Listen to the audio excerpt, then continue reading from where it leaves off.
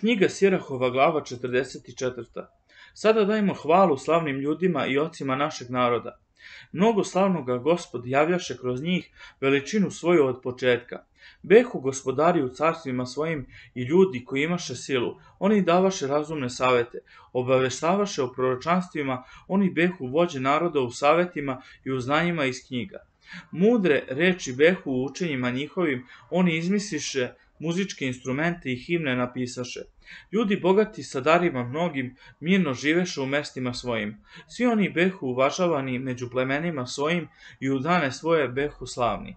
Behu među njima i takvi koji ostaviše svoje ime kako bi ih mogli hvaliti, a beše i takvih o kojima ne ostade sećanja, koji nestadoše kao da nisu ni postojali, ispade kao da nisu ni živeli, ni oni ni deca posle njih. Ali to behu ljudi od milosti, čija pravedna dela se ne zaboravljaju.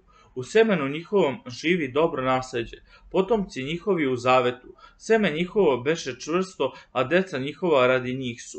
Seme njihovo živeće vavek i slava njihova neće nestati. Tela njihova su pogrebena u miru i imena njihova žive generacijama. Narod će prepričavati o njihovoj mudrosti, a crkva će im davati hvalu. Enoh ugodi Gospodu i bi uzet na nebo, uzor pokajanja za sve generacije. Noe se pokaza savršenim pravednim, u vreme gneva on bio u milosti, zato ostade na zemlji kada bi potop. Sa njime bi stvoren večni zavet, da nijedno telo neće biti više uništeno potopom. Avram veliki je otac mnogih naroda i ne bi ravno ga njemu u slavi. On čuvaše zakon Svevišnjega i bio u zavetu sa njim.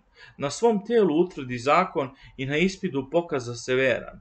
Zato Gospod zakle mu se da će u semenu njegovom blagosloviti sve narode. Obeća da će ga umnožiti kao prah na zemlji i uzvisiti seme njegovo kao zvezde i dati im nasledstvo od mora do mora i od reke do kraja zemlje. I Isaku zarad Avrama oca njegovog, on takođe potvrdi blagoslov svim ljudima i zavet. I on pređe na glavu Jakova. On prepozna njega svojim blagoslovima i dade mu u nasleđe zemlju. I odvoji deo njen i razdeli među 12 plemena. I proizvede iz njega čoveka milosti koji pridobi ljubav u očima svakog stvora.